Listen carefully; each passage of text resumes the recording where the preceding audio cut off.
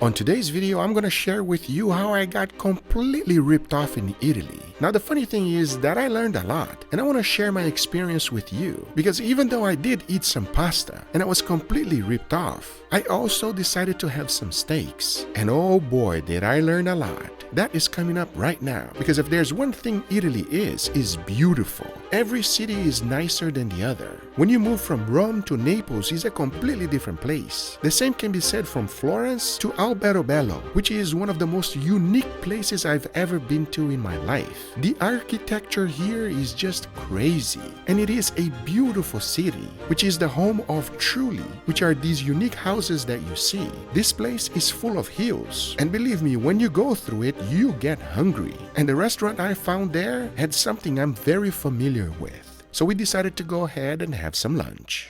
So we are currently in Alberobello in Italy. This location is well known for their special houses. It is beautiful. It's a sight to see. The rooftops of the houses are crazy, everybody. I've never seen anything like it. We got a little hungry. We found this restaurant. It looks pretty interesting because all of the other restaurants, they were actually closing up shop. But I got lucky because when I took a look at the menu, they had some Wagyu here. I had no idea. So I went ahead and ordered a Wagyu. I also ordered a lobster pasta.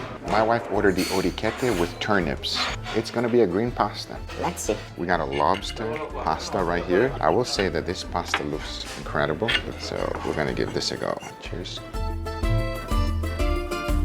Spaghetti is cooked al dente, which I like. Little pieces of shrimp right here. Definitely gonna get inside of that lobster. Check that out. I'm wondering if they're gonna get really upset if I order Parmesan cheese. Should I order? No. My wife said no because they look very serious here. So I don't want to offend any Italian. I thought this was going to be orecchiette. It's just tomatoes. Oh, no, wow. The pasta is not that great, I'll be honest. But this tomato is in a whole nother level. Here, the biggest issue I had with this pasta. Number one, it was lacking seasoning. And maybe the worst one of them all is that the seafood was overcooked. Because the ingredients are so fresh in Italy, the tomatoes made it not that bad. But even though this was okay, as the next thing I decided to order was the Wagyu. And remember what they stated in the menu, an A5 Wagyu. So this thing had to be real good. Oh wow, so the Wagyu has just arrived. I can tell immediately a few things. The mashed potatoes seems to be quite runny, but the Wagyu is right there. It doesn't look like A5. I think I'm getting ripped off in Italy right now. Let's see.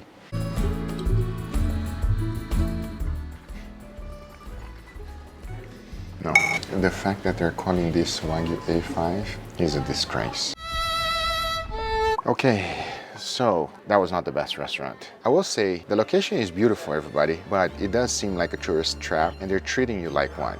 Number one, that was not a Wagyu steak. It's not even a Wagyu A1, which is the lowest grading there is. Not only was it not fatty enough, it didn't have the flavor, it wasn't tender. They still kept the silver skin and have the silver skin there for you to eat it. But I'll be honest with you, the pasta wasn't great. My wife didn't eat all of her food either. We are still hungry and we gotta look for some more food. On top of that, the bill was 95 euros. But this location is beautiful. That's that restaurant review. Sometimes it's good, sometimes it's bad, and sometimes it's shit. Here's something to remember whenever you see Japanese Wagyu A5 on the menu. This is a marketing strategy most restaurants use. A Japanese Wagyu A5 would never look something like this, especially given to you with silver skin, and you can clearly see that it's not as fatty as it's supposed to be. When in Italy, don't order a Japanese steak. Try to get something more traditional, like bistecca florentina, which is what they're known for. However, on my next stop, I was shocked to see certain things. You can see all the meat hanging out completely unrefrigerated.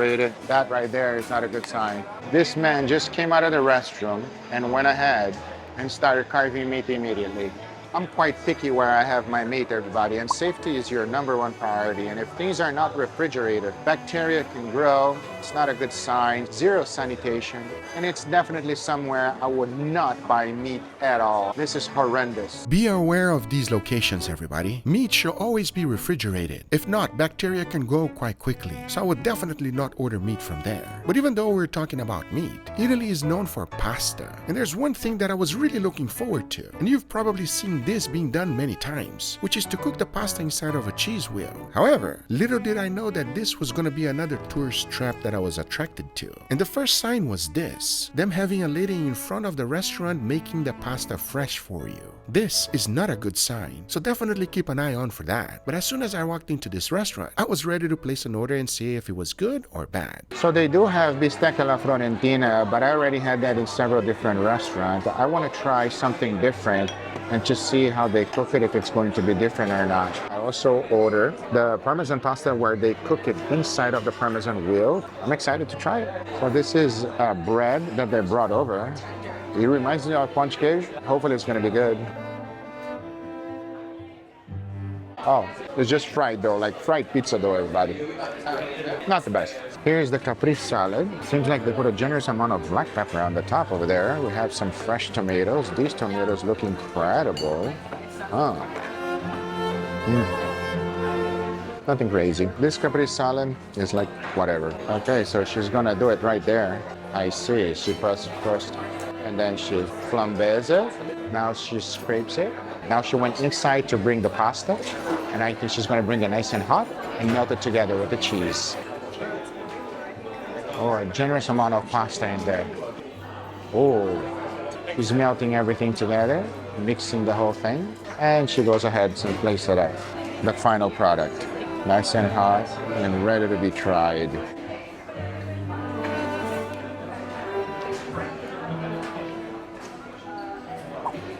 Oh yeah, it's good, creamy, kind of soupy. The pasta is freshly made for sure, as I saw them doing it on the front over there. I mean, it's nothing special. It's not like crazy delicious, life-changing, but it's a good one. And here's their take on lasagna. The ragu lasagna, very different than what I'm used to. I can feel the truffle oil. This lasagna is not good. And here we have the tortelloni.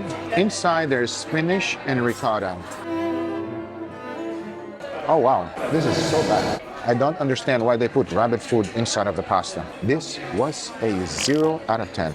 And the steak has arrived, everybody. This one is actually not cooked raw. It's actually medium rare, which I like. However, you can immediately tell that this crust